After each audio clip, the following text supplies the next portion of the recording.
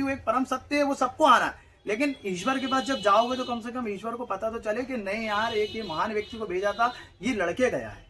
तो मेरा कहना इतना सा है कि आज अगर भगवान राम की हम बात करें तो वो भी पूजे जाते हैं। तो क्यों पूजे जाते हैं, ये आपको कारण पता होना चाहिए। उनने भी कुछ करा था, आज छत्रपति संभाजी महाराज ने भी कुछ करा था, तो उनको पूजा जाता है वीर योद्धाओं में। हेलो दोस्तों, मेरा नाम हिम्मत कुशवाहा है। आप जानते हो कि मेरा जो कंटेंट है बहुत यूनिक एंड डिफरेंट है। प्रेजेंट टाइम पे युवाओं के लिए है जो बहुत ज्यादा डिप्रेशन में चले जाते हैं और सुसाइड कर लेते हैं, अपने आप से लड़ते नहीं है। वो जाने के बाद अपने भविष्य के पीछे क्या हो रहा है, अपना भविष्य तो छोड़ दो, पीछे वर्तमान में जाके देखो अपने बाल बच्चे बीबी के साथ क्या होता है, अपने घर वालों को क्या बीतती है। उस टॉपिक को मैं लेके आया हूँ, आप सुसाइड क्यों करते हो। तो उस मैटर पे भैया तो कुछ सवाल जवाब करूंगा, आप देखना अगर ठीक लगे तो मुझे और कुछ सजेस्ट आप करना कि मैं सही कर रहा हूँ या नहीं। इसमें जो भी मुझसे गलती हो तो आप उसको ही बताना क्या गलतियां कर रहा हूँ। बाकी सारे सवाल मैं भैया से करता हूँ, देखते हैं आगे क्या होता है। भैया मैं आपसे आपका नाम जान सकता हूँ? मेरा नाम सुमित राठौर है और मेरा एक चैनल है बाबा के दीवाने 04 से। खैर आपको हो सकता है बहुत सारे लोग मेरे को जानते भी हो। और भैया मेरे पास आए हैं, मेरे से कुछ क्वेश्चन करेंगे, मैं उसका आंसर दूंगा। बाकी आप लोग हो देखने वाले सर। मैंने ये चैनल को स्टार्ट किया 4 दिन हो गए। कुछ लोगों ने जो मुझे ब्लॉगर मिले थे लाइक भी, उन्होंने आपका सजेस्ट किया दिया, मैं आपसे बात करता हूँ, मुझे बहुत मदद मिलेगी। तो भैया आप मुझे ये बताइए, लोग मरते क्यों है डिप्रेशन में आने के बाद? ये डिप्रेशन एक ऐसी चीज है ना कि मतलब व्यक्ति उसको फेस नहीं कर सकता। फेस नहीं करना क्योंकि उसको सबसे पहले अपने घर वालों को फेस करना है। आज फॉर एग्जांपल अगर बात करें, मैं खुद की अगर शॉप पे बात करूं, मेरे अभी बंदे जॉब करते हैं, उनकी सैलरी अगर 10,000 रुपए है और उनको 1.5 लाख का अगर आईफोन चाहिए, तो यार ऑब्वियसली बात है कर्जा होगा, क्योंकि घर की हालत सही नहीं, जब तो मेरे पास काम करने आए ना वो, है ना। अपना एजुकेशन छोड़ के यहाँ काम कर रहे हैं, 10,000 रुपये सैलरी है। घर का खर्चा आजकल नॉर्मल से नॉर्मल खर्चा, घर का खर्चा अगर देखोगे तो 30,000 से नीचे घर का खर्च नहीं है।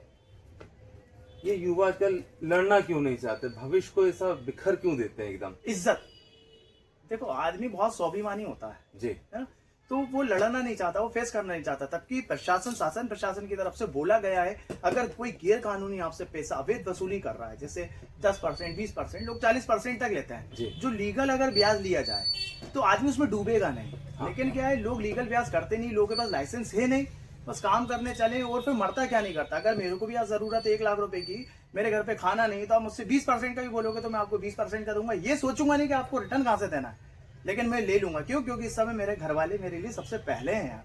जी हाँ। इंसान मरने के और जाने के बाद वो ये नहीं सोचता कि जिसने पैदा किया उसकी माँ बाप, और अगर शादीशुदा उसकी अर्धांगिनी, उसके बच्चे जो भीख मांगे, क्या वो ये नहीं चाहता खुद जीते जी भीख मांग ले दूसरे से? देखो मैं बताऊं, अगर दूसरे से भीख मांगना होती है तो सबसे पहले अगर बात करते हैं कि अगर आपके घर में आप अकेले हो तो फिर आप दोस्त यारों से मदद ले सकते हो, रिश्तेदारों से मदद ले सकते हो। लेकिन घर में आपके अगर छोटे बड़े भाई हैं, सबसे पहले वही हाथ खींचेंगे जिनको आपने पढ़ाया लिखाया, जिनको आपने बड़ा करा, आपने अपनी जी जान खुद को ना सोचते हुए आपने उसके लिए वो सब करा जो आप करना चाहते थे। वही सबसे पहले आपको धोखा देगा कि तुमने भैया मेरे लिए करा क्या। माता पिता कहेंगे तूने कर्जा करा है, लेकिन माता पिता ये नहीं सोचेंगे कि साला 1 किलो घी आज 700 रुपए का आता है और इसकी तनख्वाह 200 रुपए, 700 रुपए का घी हर 15 दिन में लेके आ रहा है, तो ये कहां से लेके आ रहा है। कभी ये पूछने की कोशिश करी? नहीं करी, आज तक नहीं करी घर वालों ने, नहीं करी, करेंगे भी नहीं। उसका रीजन है, जब तक घर वालों का भी नियम है, जब तक उनको अच्छा अच्छा हरा हरा मिलता रहेगा, जब तक वो आपके हैं, जब आपको उनको देना ये छोड़ दोगे तो जो उनके ऊपर छोटे बड़े बेटे हैं तो उनसे प्यार करने लगेंगे, आप उनके लिए नालायक हो जाओगे। सही बोला आपने। समय और स्थिति को देखते यदि आपके पास बहुत धन है और आप सोचो कि भविष्य में ये अच्छा कुछ कर सकता है, मैं इस पे खर्चा करूं, इसका भविष्य अच्छा बनेगा, आप अपने सालों की जमा पूंजी पे लगा दो और समय आने पे बहुत एक बड़ा इंसान बन जाए या कुछ बड़ा अचीव कर ले, या कोई स्पोर्ट पर्सन या जो भी फील्ड में हो, और जो आज से 2 साल पहले उसने पैसा आप पे लगाया है, पूरी जमा पूंजी 2 सालों की, अगर उससे वो ना मिले तो आप पे क्या बीतेगी? यार मेरा तो इसमें सीधे देखो क्लियर मेरा कॉन्सेप्ट है। मेरा ये कहना है कि यार क्या बोलूं इस विषय पे।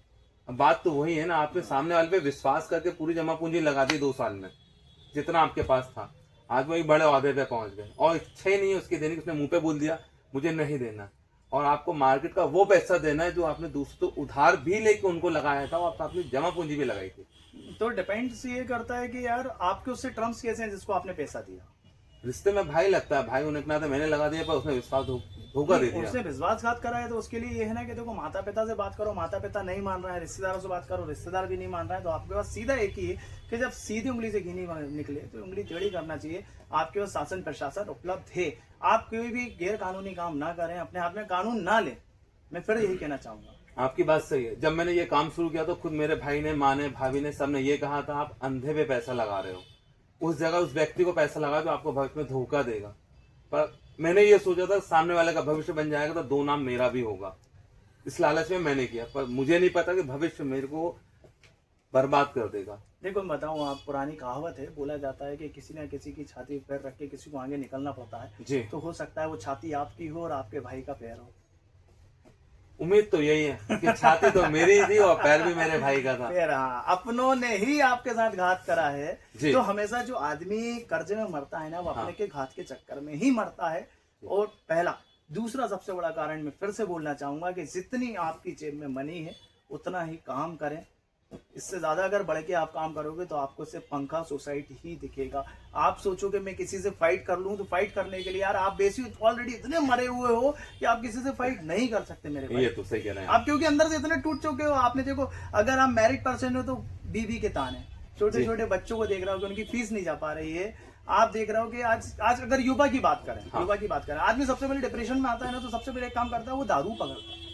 नहीं, बट ये है कि मैं डिप्रेशन में आया, लड़ा, पर मैंने वो रास्ता नहीं चुना। मैंने सुना सोशल मीडिया, आज नहीं तो कल मैं आगे बढ़ूंगा। और मेरी तरह हजारों सैकड़ों हैं जिनको मैं सिखाऊंगा कि यार आप लड़ो तो कम से कम। नहीं, फाइट आदमी को, देखो लड़ना नहीं चाहते, फाइट एकदम करना मरना चाहिए। चाहते, क्यों? यही फाइट तो करना बहुत बड़ी चाहिए, बात आदमी है। को फाइट करना चाहिए, बिल्कुल 100% फाइट करना चाहिए, लेकिन हर चीज का एक तरीका होता है। जी हाँ, तरीका होता है। देखो, मरना ही सॉल्यूशन नहीं है। बिल्कुल। अगर हमारे महान योद्धाओं की अगर बात करेंगे तो वो आसानी से तो मरे ही नहीं है, उनको हमेशा छल से मारा गया। जी हाँ, आप सही तो कह रहे मेरा ये कहना है कि हमारी जो रगों में जो है ना, छत्रपति संभाजी महाराज जैसे हमारे पूर्वज रहे हैं, महाराणा प्रताप जैसे पूर्वज रहे हैं, उनका रगों में अपने अंदर खून दौड़ रहा है। तो मेरा कहना है कायर तो नहीं हो सकते यार हम लोग। बिल्कुल।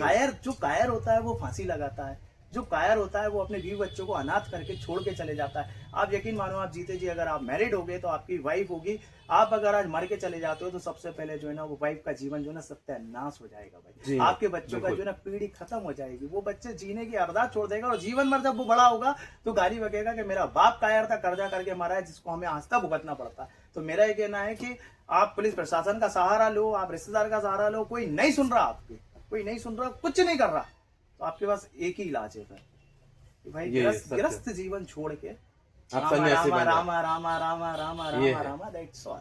क्योंकि हमने साम दंड भेद सब कुछ कर लिया, जी हाँ, लेकिन बिल्कुल। हमसे कहीं कुछ नहीं मिला। तो सिर्फ एक ही रास्ता बचता है, एक ही रास्ता बचता है, महादेव के चरणों में शरण लेके सिर्फ भगवान का नाम लेके शुरू।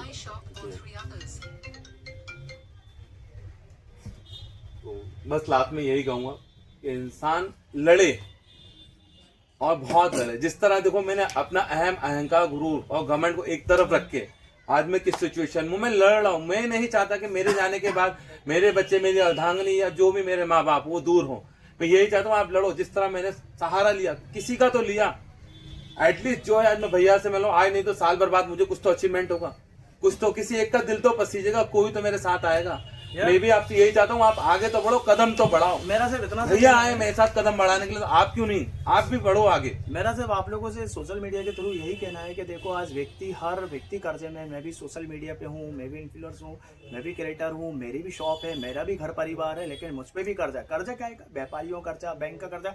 अगर आपके ऊपर कर्जा नहीं है तो आप यकीन मानो आप अच्छे व्यक्ति बन ही नहीं सकते। क्योंकि हमेशा जो है ना, भगवान भी योद्धाओं को चुनते हैं जो लड़ सके परेशानियों से। तो मेरा कहना, लड़ना सीखो। मृत्यु में कुछ नहीं रखा है, वो तो मृत्यु एक परम सत्य है, वो सबको आना है। लेकिन ईश्वर के पास जब जाओगे तो कम से कम ईश्वर को पता तो चले कि नहीं यार, एक ये महान व्यक्ति को भेजा था, ये लड़के गया है। तो मेरा कहना इतना सा है कि आज अगर भगवान राम की हम बात करें तो वो भी पूजे जाते हैं। तो क्यों पूजे जाते हैं, ये आपको कारण पता होना चाहिए। उनने भी कुछ करा था, आज छत्रपति संभाजी महाराज ने भी कुछ करा था, तो उनको पूजा जाता है, वीर योद्धाओं में नाम रखा जाता है। तो मेरा सिर्फ कहना इतना सा है कि अगर आपके ऊपर कर्ज है तो उसको सॉल्यूशन ढूंढो, मरने से कुछ नहीं होगा। तो दोस्तों, मेरा मेन मोटिव ये है कि जो मेरा रियल लाइफ में चल रहा है मैं आप पे शेयर कर रहा हूँ। मैं सिर्फ यही है कि आप सीखो, सिर्फ सीखो, लड़ो। मैंने हार नहीं मानी। मैं अभी भी बोलता हूँ, मैंने लाखों खर्च करे उन बेगानों पे जिन पे मैं विश्वास करता था। मेरे साथ विश्वासघात हुआ कि मैं मर रहा हूं, नहीं ना, मैं जीत रहा हूं और दूसरों को वो सलाह दे रहा हूं कि भाई आप दूसरों पे खर्चा मत करो, आप अपना देखो, अपने परिवार का देखो, आगे बढ़ो। तो लास्ट में यही कहूंगा कि आप लड़ना सीखो, मरना नहीं। तो आपको मेरी और भैया की बातें कैसी लगी? अगर बातें अच्छी लगी, कुछ आपको सीखने को मिला है, तो प्लीज मेरे चैनल को सब्सक्राइब करो, शेयर करो, लाइक करो। थैंक यू, धन्यवाद। और स्पेशल थैंक भैया का बोलना चाहूंगा कि भैया ने मेरे साथ मेरी इतनी मदद करी, वो मुझे जानते हैं, मैं फर्स्ट टाइम उनके पास आया हूँ। तो आप प्लीज भैया को भी शेयर करो, लाइक करो, सब्सक्राइब करो। थैंक यू भैया, थैंक यू सर। जय श्री राम। जय श्री राम, जय महाकाल।